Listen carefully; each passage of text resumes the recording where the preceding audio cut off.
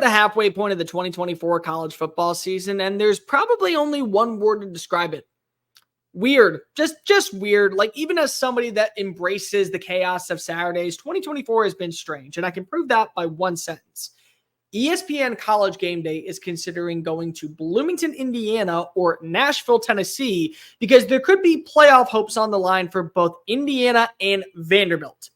Yeah, that's the world we live in. I have so many questions at 2024, but I do have questions for week 8 of college football. There are some primetime matchups, one of the biggest games of the season, and we got to break it all down. So welcome on into SEC Unfiltered. It's Cole Thompson here. Make sure that you like the video, hit the ring notification down below, and do me a favor, hit subscribe, because we're talking about our favorite sport every single week, and this is your new home for all things SEC. Download the podcast version of the show wherever you get your podcast listening systems. Follow us on the social channels, TikTok, Facebook, Instagram, Twitter, at SEC Unfiltered. If you want to keep the back and forth banner going along with me, it's at Mr. Cole Thompson.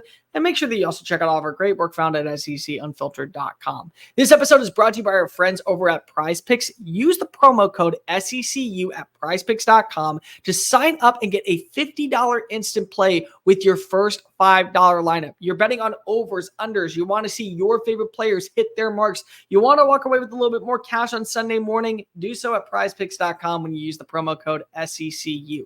Questions galore. Let's start off with the easy one. Vanderbilt takes on Ball State. I have one question. Can you keep the same energy? Because remember what happened when Vanderbilt beat Virginia Tech. Remember what happened when they beat Alcorn State. Remember what happened when they beat Alabama and then they beat Kentucky. The next game, when they started to gain a little bit of momentum, it didn't dwindle. It didn't go away. Diego Pavia power was rising. The offense was humming. The defense was sound. Clark Lee was entering the conversation for Coach of the Year. And then they lose to Georgia State. And then we're right back to reality of, oh, it's Vanderbilt. It's still Vanderbilt. Oh, well, they lose in double overtime to Missouri. It's Vanderbilt. It's still Vanderbilt. Well, it's no longer Vanderbilt, but it could be right back to that conversation if we see them play down to the level against the Cardinals. They should clip the wings by the end of the second half, or the end of the second quarter, and they should be humming, feeling like that next week, what would be a game that they could earn them bowl eligibility and another shot potentially against the number 1 team in the country. They're going to handle business. Now let's talk about Florida and Kentucky. For Florida, how do you make life easy for DJ Lagway? Lagway has been a spot starter. He's basically seen a few reps per game. He's been able to come on in, change up the course of action, put defenses on its toes. But he's been splitting time with Graham Mertz because Mertz had earned the right to start. Well, Mertz has now unfortunately seen the end of his college career. Torn ACL last week against Tennessee after a touchdown, and now it turns to number 2. He's lived up to the hype. In the little sample size that we have seen, the glimpses of glory we have watched DJ Lagway actually show why he was one of the best quarterbacks in high school last year. It's why he ends up being potentially the most important recruit to come to Gainesville since Tim Tebow. But how do you make this offense comfortable? Billy Napier knows that this is a week where they'll be going up against a stout defense, where their offense at times has clicked and at times it's looked awful.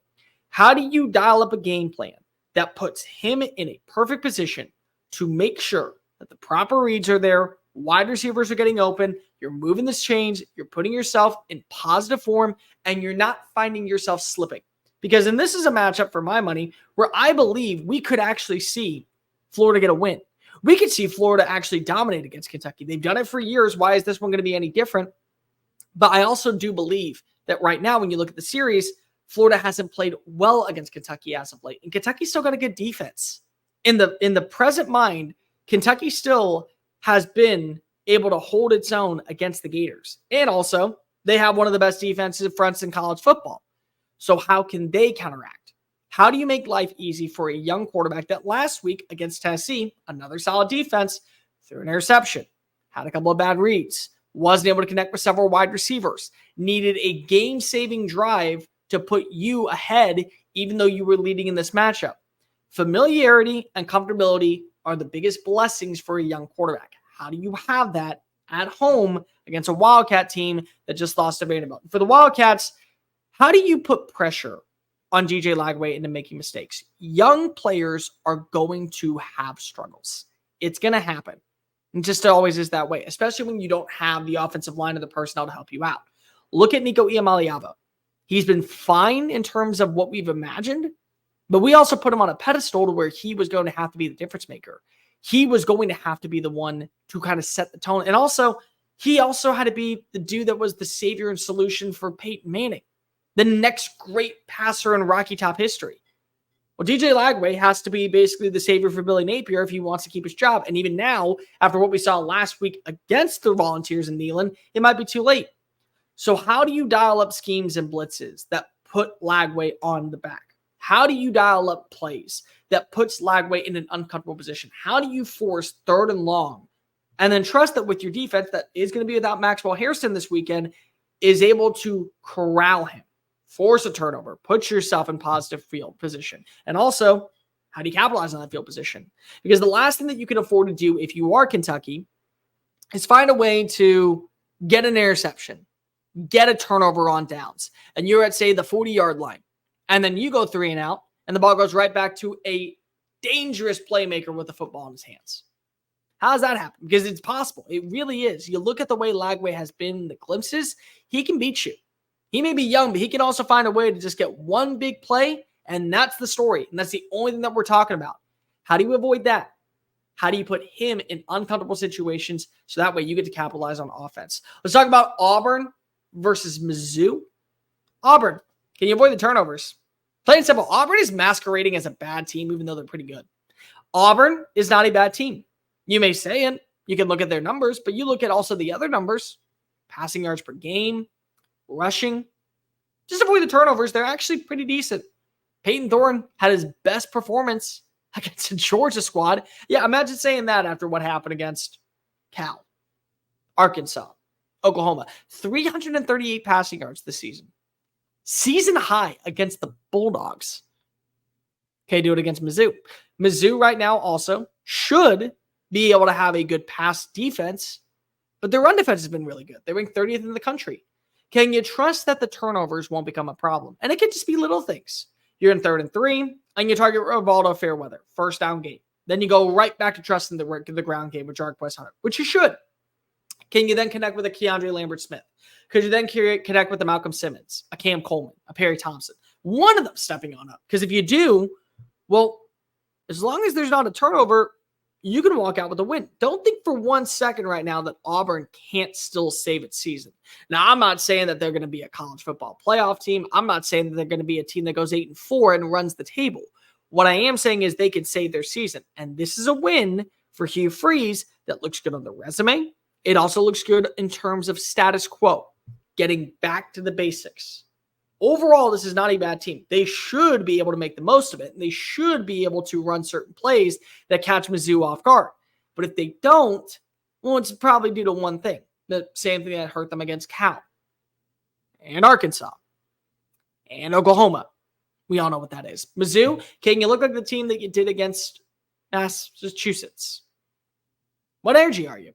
Because the last time that many people saw Mizzou, they were getting curb stomped, spanked to oblivion, and basically shown the door as the fraudulent that they are. Texas A&M game. Many people did not watch what happened last week out in Amherst. And I'll tell you, I did. And it was a beauty. And the things that you saw from Joshua Manning, the things that you saw from Luther Burden, the things that you saw from this defense, that looked like a team that can be in the college football playoff hunt. But we've also seen them play down to the competition at times against Boston College. We saw them play down to the competition against Vanderbilt. Or maybe Vanderbilt played up to the competition and that was the spark that they needed. And we watched them just get completely eviscerated by Texas A&M.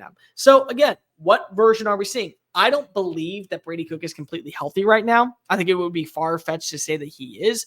What I also don't believe entirely is that this offensive line has done its job, whether it be in opening up running lanes for Marcus Carroll and Nate Noel, whether it be pass protection for Brady Cook to connect with a Theo Wees or Luther Burden.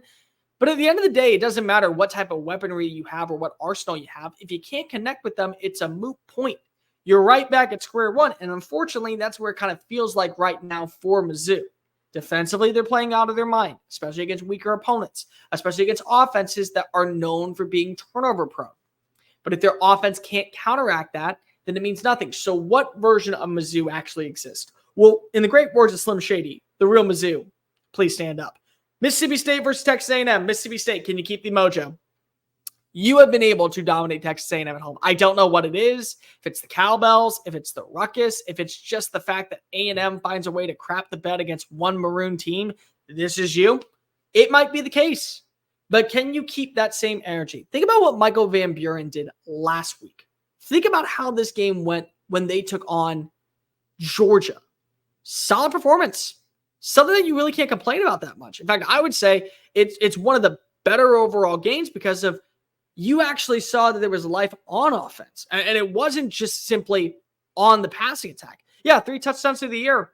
But you also did average over 3 yards per play on the ground, and you also found your way into the end zone with Johnny Daniels. So can you keep that alive? Your defense is going to give up plays. I mean, 459 passing yards last week to Carson Beck. It is what it is this season. But your offense can counteract every single punch. So what happens when Texas A&M plays the slow game and they start to milk the clock with Le'Veon Moss and Connor Weigman and with Amari Daniels? Can you connect with Kelly Akari? Can you connect with Kevin Coleman? Can you connect with Sadeo Terrar? Can you connect with Mario Carver? Because last week, you finally saw that there was a little bit of life, and there's something about playing in Starkville against the Aggies that bodes well in your favor. That's what I want to see. And for Texas A&M, what version of Connor Weigman are we going to see? I think it would be far pressed to say that we were all a little bit hesitant on saying that Connor Weigman was back last week. I think it's fair. Connor Weigman looked awesome. He played out of his mind. And he showed you why, once again, when the throws are there, when the protection is there, when the consistency and the passing attack is there, he is one of the best quarterbacks in college football. Not the SEC, college football. I stand on that. There's a reason why when you talk to NFL scouts, there are things that you see in him that are just not teachable. But we've also seen him play down to the level of competition at times against Miami. Now, again, in the Miami game last year, multiple interceptions. That was not on him, but he did miss several open throws. That's what I'm talking about. Because I know A&M fans are going to come at me and say, he didn't throw those. No, he didn't throw those interceptions. Really bad route concepts. I remember the one in the back of the end zone. Like, yeah, okay, we're not going to get into that. What I'm saying is that can he continue the success? Was it just a really bad Mizzou defense, or was it just a really strong performance from Weigman that continues? Because you got the ground game. You do. Le'Veon Moss and Amari Daniels, they will be your 1-2 punch. That pile drives you forward for first downs and consistency. Defensively, you have a unit that will force a lot of 3 and outs, create turnovers, put teams under pressure, and force them to punt. But you have to capitalize on the passing attack. And it may not come with just one guy getting open, like a Terry Bussey, who we don't even know if he's playing this week, or a Noah Thomas.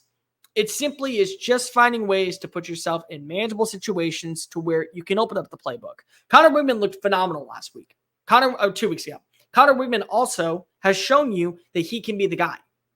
But can he do it in a game that for the last several years we have circled on the calendar, whether it be at Kyle Field, whether it be at Davis Wade Stadium, wherever it is, and just know, yep, that's one that A&M probably should win, but they'll probably find a way to lose it. Let's talk about South Carolina and Oklahoma. One of the more slept-on games for my money this week.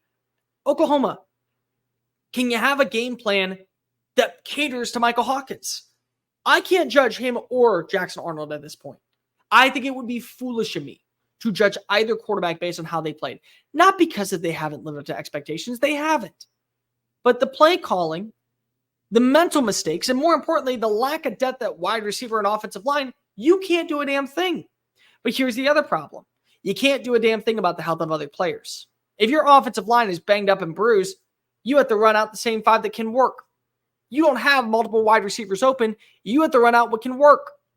That's what you have at your disposal. So how do you have a game plan that is so built around both of these quarterbacks that they have to come in that will keep them moving? That will put them in a good situation. Because I don't think that Oklahoma is a bad team. I don't. I think that they're a flawed team. I think that they have an offense that doesn't have a purpose or an identity. And they don't have a defense that can just find ways to win them games. They have a defense that can keep them in games. They have a defense that can probably keep them ahead of schedule. But they don't have a defense that can do every single week what they did against Auburn on the road at Jordan-Hare Stadium. They don't have a defense that can come on out and deliver that crushing blow, force a turnover, and score all these points. So how do you have an offensive game plan if you're Seth Luttrell to build around Michael Hawkins? Whether it be just connecting with Bauer Sharp, whether it be throwing swing routes to Javonte Barnes, whether it be just quick little passes and screens to one of your wide receivers, J.J. Hester for that instance. vertical routes to just say, screw it, deep downfield, someone's open, go ahead and connect. How do you have that built? Because if you do, you have a shot. If you don't, I'm sorry, it just feels like that you're kind of lost in translation. And for South Carolina, can you avoid the turnovers? Guys, South Carolina's a pretty good team. You don't want to believe me. I get it, and I know why, because if you saw the performance against Ole Miss, you said, yep, that's the real South Carolina. And then you saw the way they blew a 17-point lead against LSU, and you said, yep, that's the real South Carolina.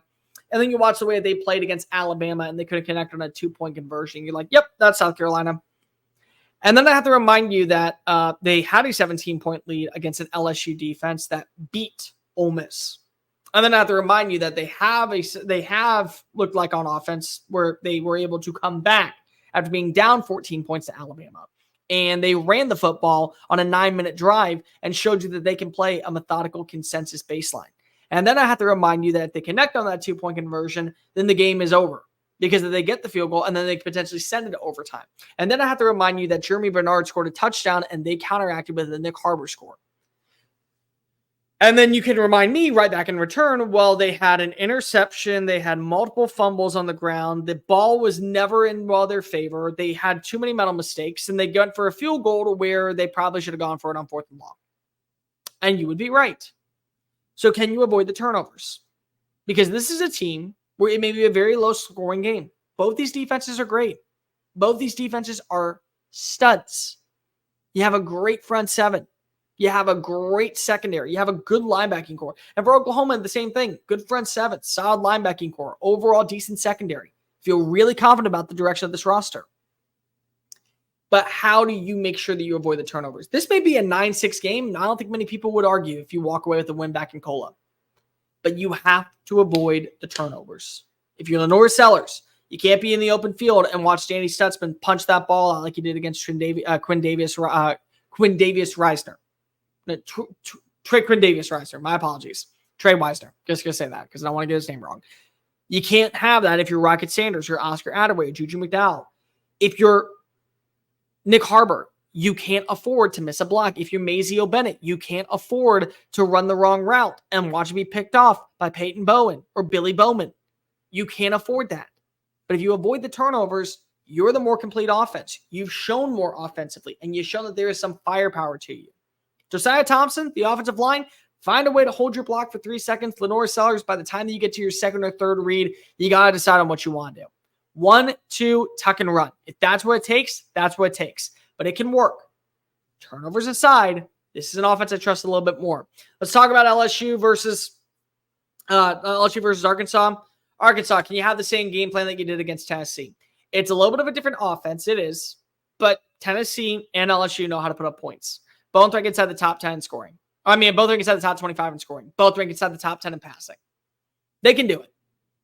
Can you have a game plan that forces Nico Iamaleava to have to throw the football? Or my mistake, Garrett Nussmeier to have to throw the football like you made Nico Iamaleava throw the football. See? Get that mixed up all the time. Because when Nico had to throw when he was under pressure, whether it be from the front seven, whether it be from the secondary playing blanketed coverage, you watched his balls were batted up. You watched his passes went to the sidelines. They weren't able to connect. You do that, you have the offense that can counteract. I don't know what to make of Taylor Green. He is a roller coaster of emotions and an anxiety watch every single time he touches the football. But when the positives are there, it's there and it looks really, really good. When the negatives are there, it looks really, really bad. So what version are we getting of Taylor Green? What version are we getting of this offense? What version are we getting of the ground game? I think it really depends on how you look defensively. Because if you take away the passing attack of Garrett Nussmeier, this is an offense that can't run the football. And you already know that you're going to force a lot of 3 and outs. This has been a game in the Battle of the Golden Boot, for the Battle of the Boot for the last several years, that this is one that comes down to a couple of plays. Literally a handful of plays decides this matchup. And the way that you saw Arkansas play against Tennessee, that gave me hope. That gave so many other fans hope. Hey, you know what? We are better than what our record says. Yeah, we lost to Texas A&M. Yeah, we lost to Oklahoma. Yes, we were a team that probably should have found ways to win. But unfortunately, if we would have won, we should have. If we should have won, we would have won. That's kind of the case right now. Can you do that and have the same game plan against LSU? And if you're LSU, can you strike early? I've already said this. LSU is a cockroach that refuses to die. I truly believe that they're not going away anytime soon. But if you strike early and you put pressure on Taylor Green by Petrino, this passing attack to have to deliver, you're doing your job. You're handling business. You're putting yourself in a primetime situation to be able to capitalize, not make many mistakes, and be able to go ahead and strike. You have the weaponry. Kyron Lacey, CJ Daniels, Mason Taylor, Xavier Thomas. You're going to get back potentially at some point Chris Hinton. You can win with this. Your defense is doing its job. Last week, the reason why LSU won that football game was not the offense. It was the defense. It was a performance of a lifetime. Blake Baker may only have 2 or 3 this season, and you may have to save one for Alabama. So this may be a game that becomes a shootout. It becomes a final last drive. Who has the football type of persona? But can you strike early? Because if you can strike early, you get to set the tone. It may end up being with just a couple of big-time runs from whether it be Josh Williams or Caden Durham. It may just be 1 or 2 passes to Xavier Thomas. It may be 1 pass to a CJ Daniels for a 40-yard gain, and now at least you're walking away with the Ramos field goal. Whatever it is, can you set the tone early and strike fast? Because of now you get to play your tempo of football. Now you get to play your brand of physicality. And if that happens, I'm not sure if the weaponry or the personnel is on the sidelines for the Hogs to be able to capitalize and deliver that second punch. Alabama versus Tennessee, 3rd Saturday in October. It is one of the best rivalries in the sport. It is one of the best games of the year, and it's one of my favorites just in general to watch as a college football fan. Alabama, can you run the football? Seriously. Alabama can throw. Everyone knows that. When they have a healthy Kendrick Law, along with the CJ Dupree, along with the Kobe Prentice, along with the Ryan Williams, did you know he was 17 years old? You can get the job done. You can. The problem is that this feels like a team that should be able to do more on the ground, especially with what you have with Justice Haynes and Jam Miller. Oh, and that's not mentioning Jalen Milroe, who also is kind of known for using his legs. In fact, did so a lot last year. This is one of the best rushing attacks in the sport. This is one of the best run defenses in the sport. Can you be able to put together a performance that allows you to then set yourself up for the pass? One thing that we know about Tennessee, they use the run to set up the pass. They haven't been able to use the pass. You've been able to use the pass. You haven't been able to run. But the difference is that I'm not sure for Tennessee it's sustainable. When I look at Alabama, it is. Can you get Justice Haynes in the mix? Can you get Jam Miller in the mix? Can you get a play design that allows you to utilize the gifts of Jalen Milroe? And then when the defense all is playing on in, especially now with Keenan Peely being out, that's a big-time loss for Tennessee. Can you put yourself in a grand old situation to be able to capitalize and throw downfield to go get a guy like Ryan Williams open, to go get a Kendrick Law open, to maybe go get one of your freshmen that you barely used so far? Jeremy Bernard, can he have the game like he had last week against South Carolina? Because if you do that, this thing could get out of hand extremely early. I'm not saying that Tennessee's defense hasn't been tested, because it has. It's very well been tested. But has it been tested at the same level as what you could see with the team from Titletown coming on in? And for Tennessee, what does this look like for you?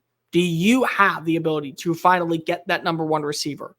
The ground game is going to be fine. Alabama has struggled to defend the run all year, but they've also struggled to defend explosive plays. Go back and look at the Mazeo Bennett touchdown.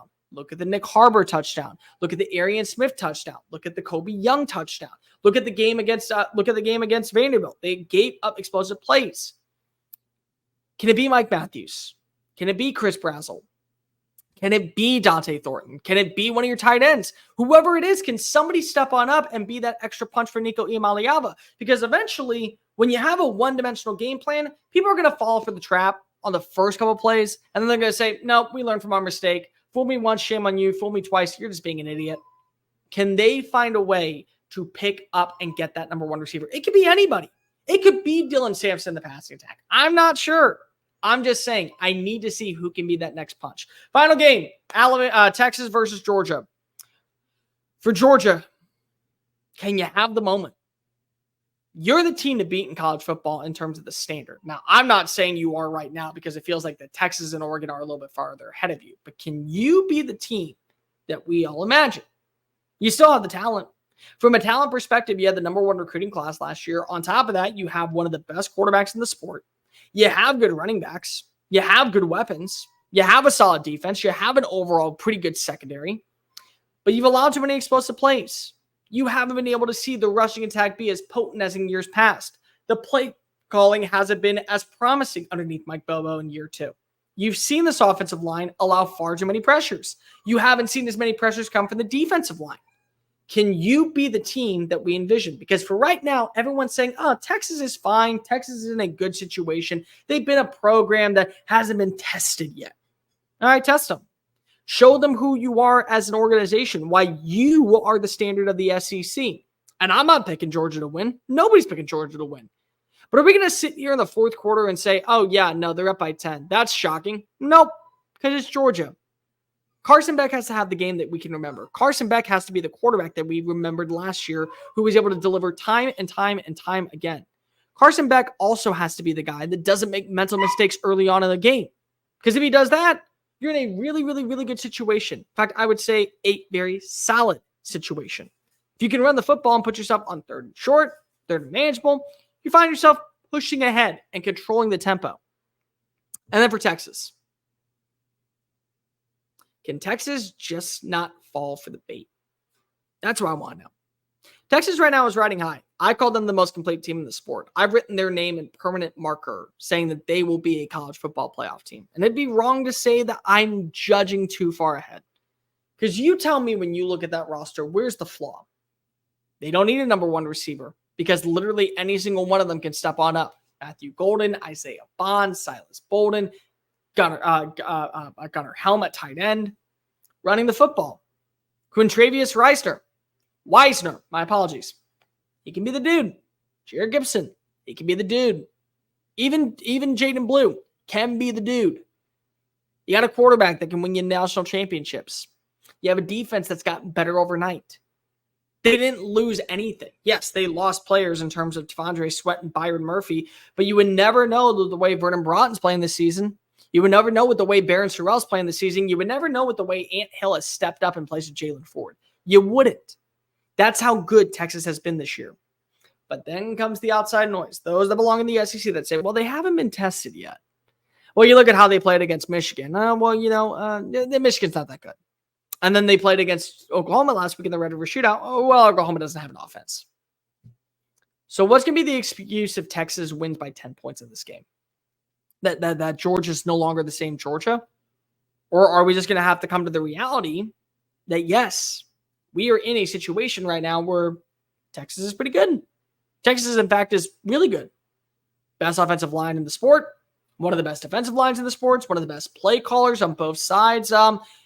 That's a team I don't want to mess with right now. And frankly, I don't think you do either. But right now, we're kind of putting Texas on this pedestal that maybe they haven't earned just yet. After this weekend, if they get a win, how are we going to judge them next? That they didn't do their job? They'd have a top 10 scoring offense, a top 10 defense. In fact, they lead the country in defensive scoring. Where's the flaw? But again, here we are hyping them up. And this is a perfect moment for Texas in years past to kind of play down to the competition. Did they do so on Saturday in front of the fan base at DKR? They do. Well, then we have some conversations that are going on in the SEC. If they don't, welcome to the new front time category in terms of contenders and standards in a conference where it just means more. Let me know in the comments section down below, what questions do you have moving into week 8? What questions did you like the best? What questions do you still want answered? Like, rate, review, subscribe. Follow us on the social channels, TikTok, Facebook, Instagram, Twitter at SEC Unfiltered. Follow me at Mr. Cole Thompson on Twitter and Instagram. Check out all of our great work found at secunfiltered.com. And of course, hit subscribe because we're talking college football every single day. Let's just enjoy this fine weekend in college football, SEC Unfiltered family. I'm Cole Thompson. Peace.